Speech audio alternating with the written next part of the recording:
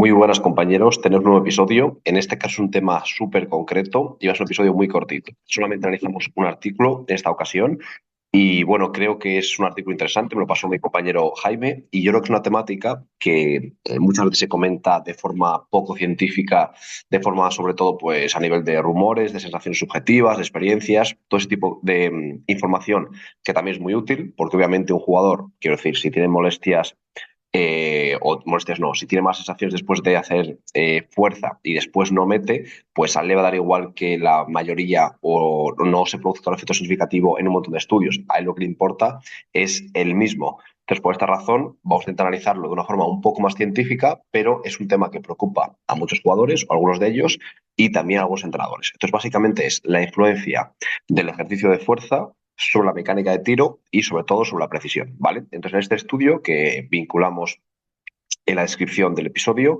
podéis acceder a él, podéis leerlo y analizan dos cosas, básicamente, la mecánica, la biomecánica y la precisión, el porcentaje de efectividad. Y en este caso vamos a ir más hacia el análisis de la precisión, que es lo que más nos interesa, ¿vale? Entonces el estudio metodológicamente no es demasiado allá, ya veremos por qué, seguramente porque es complicado hacerlo mejor y conseguir muestra de calidad, pero hay que decir que fueron solamente 10 sujetos que además eran amateur, pero que por lo menos, obviamente, tenían experiencia previa en baloncesto. Es decir, sabían jugar al baloncesto, habían sido jugadores o eran jugadores de nivel, pues eso, amateur, ¿vale? Por lo tanto, es una muestra súper reducida y además no eran profesionales, por lo que ya hay que tener mucho cuidado. Pero aún así, creo que es interesante lo que encontraron.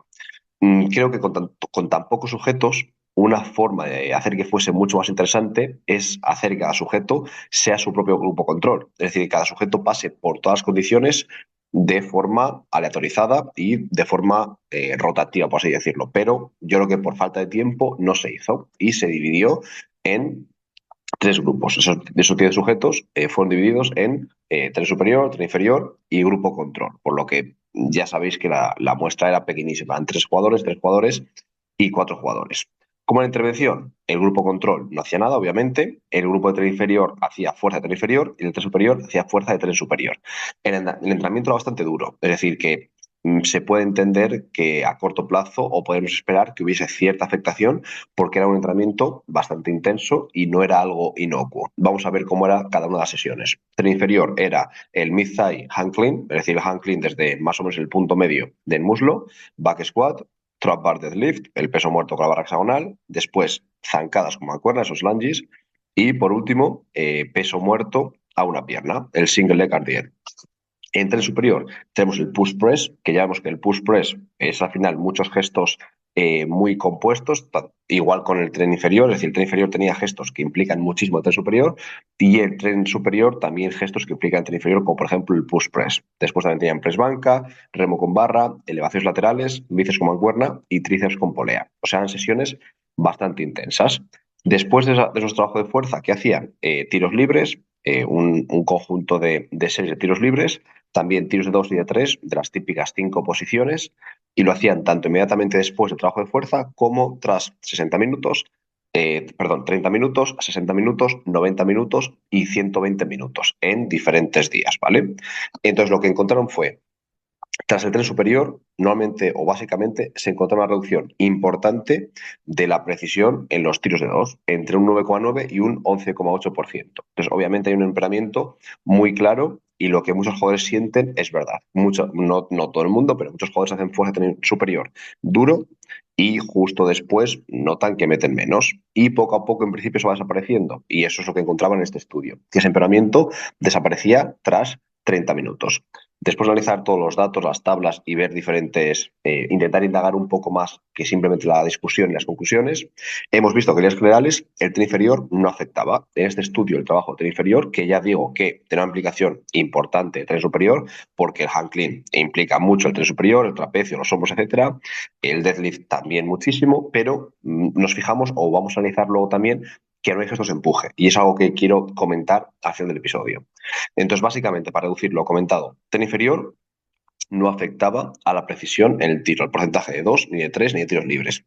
El tren superior, en líneas generales, sí que afectaba y aunque se reduce su influencia, es decir, se reduce ese empeoramiento de la precisión del tiro libre, tiro de 2 y tiro de 3 con el tiempo, en las generales se sigue manteniéndose. Es decir, sobre todo en 2 y en tiros de 3, no tanto en tiro libre, el grupo de tren superior mete consistentemente menos que el que ha hecho tren inferior o el que no ha hecho fuerza, ¿vale? O sea que parece que sí que hay un efecto que se va quedando en el sistema nervioso o a nivel muscular, no lo sabemos exactamente, y que puede afectar a la mecánica del tiro o a la precisión por diferentes medios. Entonces, en líneas generales, los porcentajes van mejorando con sucesivos intentos, 30 minutos, 60, 90 y 120. Lo dicho, estos son unas lecturas generales, una especie de corriente, pero vemos que con cada intento, en general, son mejores los porcentajes. Esto es lo que se ha visto en este estudio. Entonces, el principal mensaje que puedo recibir es, cuando hacemos un trabajo de tren superior, justo después el tiro que hagamos o la sesión de pista puede verse ligeramente afectada en cuanto a precisión, pues trabajo de fuerza. ¿Cuál es mi experiencia? Y a raíz de este estudio creo que podemos ver algo parecido, que realmente no es solo el tren superior, sino los gestos de empuje. Y yo esto me lo he encontrado muchas veces. Si tú das, por ejemplo, press banca al fallo y luego a lo mejor tríceps, por ejemplo, el típico overhead, cabeza larga, con la cuerda, perdón, sobre la cabeza, que es durísimo a nivel de tríceps y te deja sensaciones como de tener los brazos tipo Popeye a nivel de tríceps, después de eso, tirar, creo que es una auténtica odisea. En cambio, si hacemos gestos que van más a nivel de flexión, más tracción que empuje, creo que la influencia es muchísimo menor. Y si hacemos gestos que son menos analíticos y más de empuje, aún menos. Y de hecho el ejemplo lo tenemos en este estudio. Cuando hacía el trabajo de tren inferior, el tren inferior no era solamente tren inferior. Un hang clean tiene muchísimo de tren superior.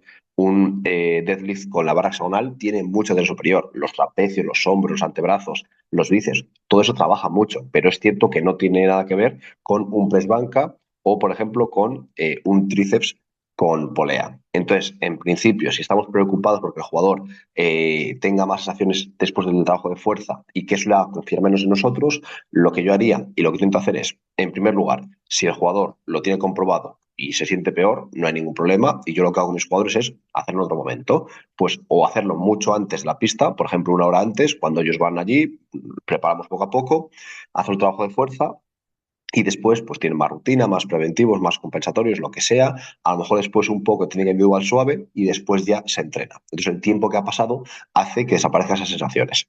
Hay algunos jugadores, por ejemplo, uno de mis pivots, que es muy trabajador, es decir, que no es por vago, sino porque realmente me creo que se sienta así, y dice que al trabajar tren superior antes de la pista se siente fatal.